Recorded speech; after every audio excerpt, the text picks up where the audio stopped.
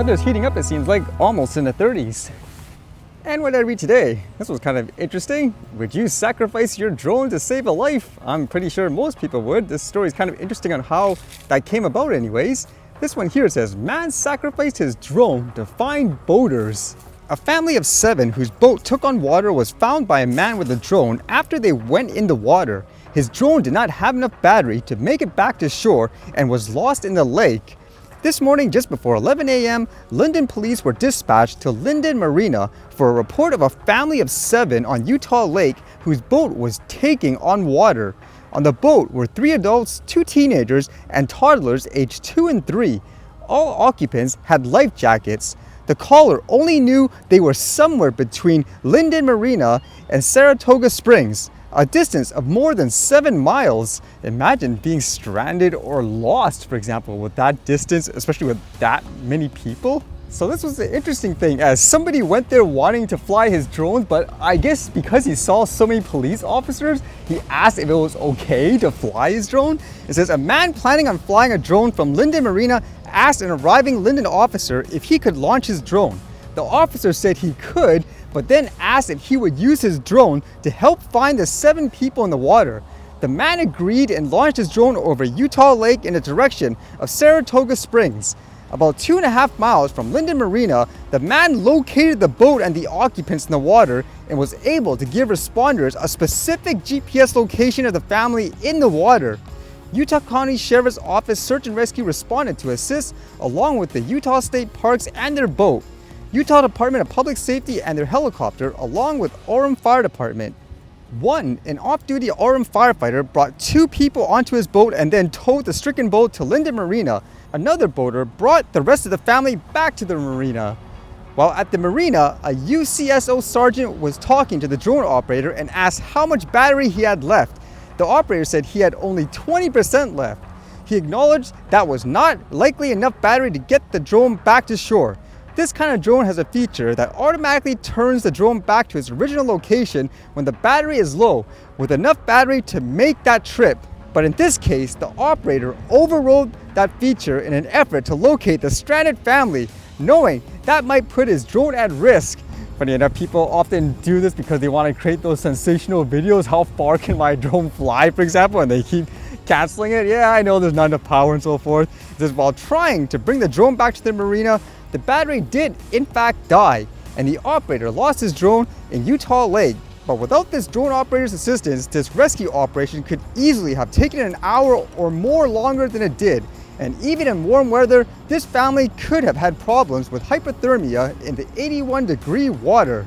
I would presume most drone operators would gladly do this because of the situation. At the same time, I'm pretty sure the family would be eager to try to help fund this guy get his drone back, huh? Makes you wonder what he was flying.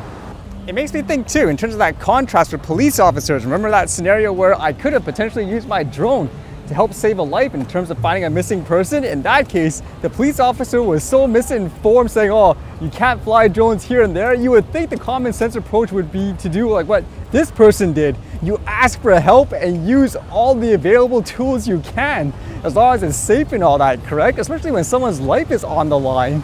Can you imagine too, let's just say it was, quote, illegal to fly there, like a national park or something like that, and they still told the person, nope, you're not allowed to fly your drone here, despite the fact that they could use it to help save a life? You think it's crazy, but there's a lot of people who would say, nope, that's the laws, no flying, I don't care if someone's life is on the line. Although in this story here, apparently they're trying to find ways to take down drones. Of course, it's more for military applications in this case, it seems like. This one says, MADIS, this drone killer is a game changer for America's Marines. And it says here, what is MADIS? It shot down Iranian spy drones from the deck of an amphibious ship in the Strait of Hormuz and hunted unmanned aircraft in the Yuma Desert.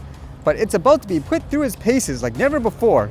The Marine Air Defense Integrated System, or MADIS, the Marines' long-awaited drone-killing machine, is set to be fielded on a fast track starting with Hawaii's 3rd Littoral Anti-Air Battalion in fiscal 2025. The system, which gets mounted on 2 joint light tactical vehicles for a mobile hunter-killer 1-2 punch, has been long awaited as the Corps answers to the surging aerial drone threat.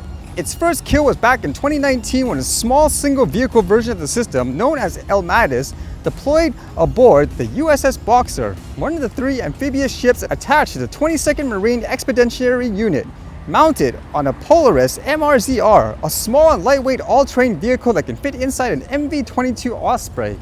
A MADIS suite of radars, an electro-optical infrared camera, and a high-end radio frequency detection system pinpointed the drone, while an RF jammer served as connection with its operators and brought it down.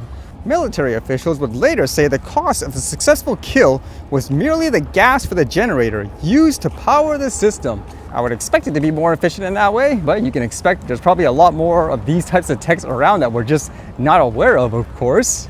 And with that thought of, let's just say, war and conflict, what's going on in the UK? I've been seeing all these pictures and videos of mass protests and all that. Apparently, it has to do with things, for example, like asylum seekers, where people in the area are fed up. From what I gather, it seemed like there were various stories of, I guess, residents getting stabbed by, I guess, like what they claim by asylum seekers. And so people are kind of, I guess, fighting back in that sense with violence, by the looks of it anyways. It says here, rioters target hotel used to host asylum seekers amid worst UK disorder in years. Rioters attacked a hotel used to host asylum seekers in the UK town of Rotherham on Sunday as the country faces the worst social unrest it has seen in years.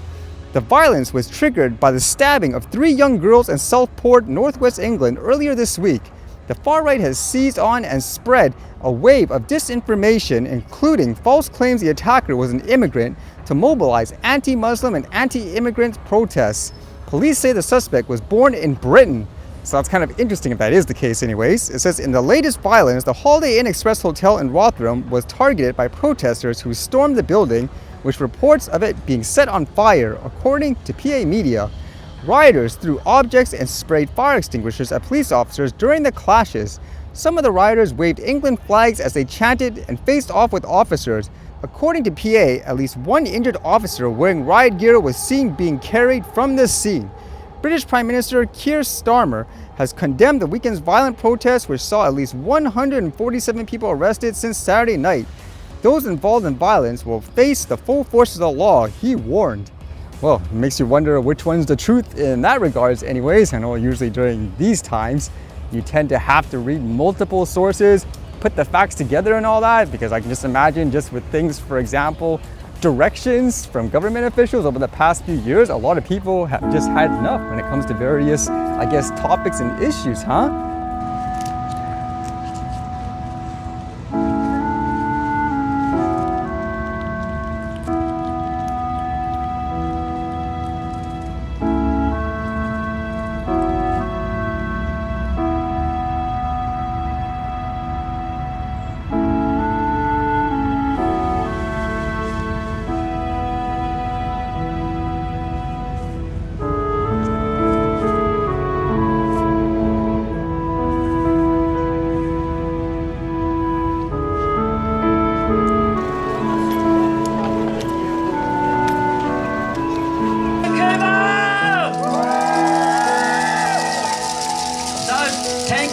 For having us, we're very excited.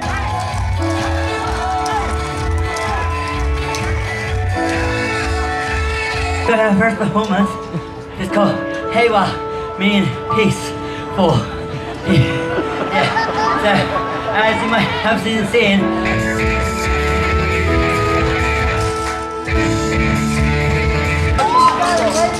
hey, you know what you guys go feel around, man? Don't know what people do about your land. It's not your country. I'm sorry about that, but it's not your land. It's not your Yosakoi is, again, from Kochi, but compared to other traditional Japanese culture,